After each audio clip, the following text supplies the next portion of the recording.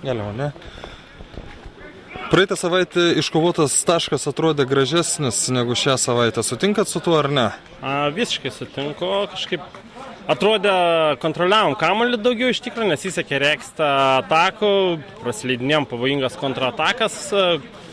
Tas kamuolys blogai kažkaip vaikščiai nesilaikė, sakykime, nebuvo tokio logiško, protingo žaidimo, atrodo, pradėjom paskui nervuotis, vieni ant kitų pykti. Iš tikrųjų turėjom čia varžybas, gal dabar sekmadienį, gal nespėjom atsistatyti, sakykime. Nežinau, tiesiog, sakykime, prastas, iš tikrųjų. Žaidimas prastas, rezultatas pagal žaidimą, aš manau, kad kaip ir gal ir geras gaunasi, iš tikrųjų. Galim žymiai daugiau, iš tikrųjų. Ar prieš rungtynes galvojat, kad bus taip nekaip?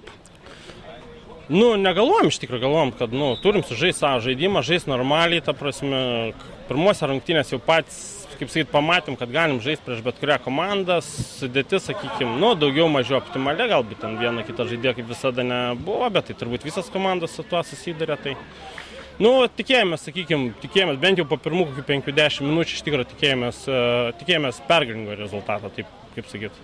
Bet aišku, varžovas šiaip patikimai labai gynėsi, ten tų daug progų nesukūrėm ir šiaip jie patys, jeigu pagal progas, manau, net daugiau turėjo, sakykim, tai negalim ten sakyti, kad varžovas tikrai. Manau, kad tokios kovingos lygės. O ko iš prieš rungtynes tikėtės iš Svajonės?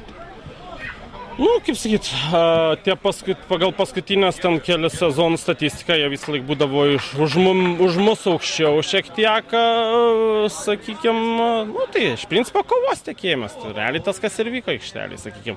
Tik tai tiek, kad mums patiems nepavyko sužaisti, sakykime, biški protingiau, biški logiškiau, atsakingiau galbūt. Ačiū.